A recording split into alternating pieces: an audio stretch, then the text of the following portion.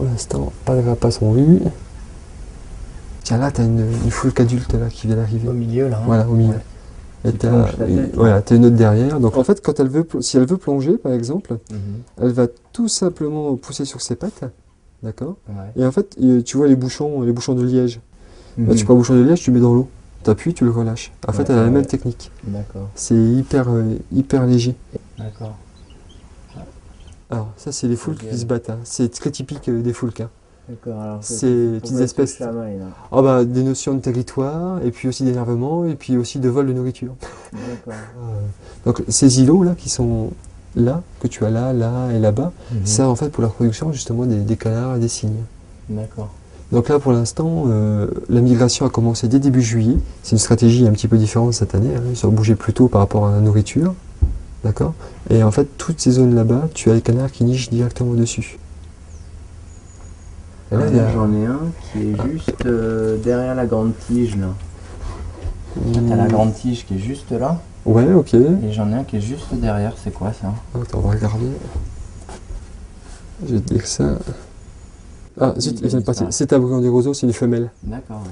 Une petite femelle des brugand des roseaux. Elle s'est posée dans la roselière, là, justement. Alors quand tu pars à la journée comme ça, c'est avec le pique-nique, avec... Oui, souvent, ouais. Les gens emmènent leur pique-nique. Pique-nique tiré du sac, c'est plus sympa.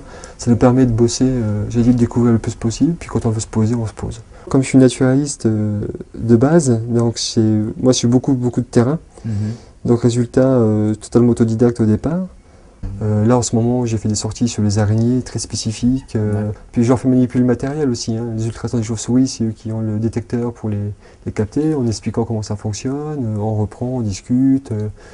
Et puis sinon pour les familles, en fait je propose carrément des sorties à thème. Donc là, les arbustes, les empreintes, indices de présence, les chauves-souris, tous les rapaces nocturnes, les plantes aussi, toutes les plantes aquatiques et autres. Hein.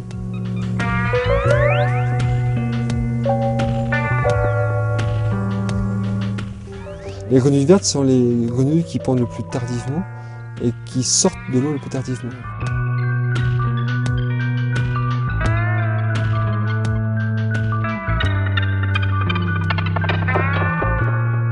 Et ce qui est vraiment le plus étonnant, c'est qu'un lac artificiel, ça il faut bien le préciser, en fait la nature a repris ses droits. Il faut quand même savoir que le lac et les étangs d'Outine concentrent quand même 30% des espèces végétales protégées de la région.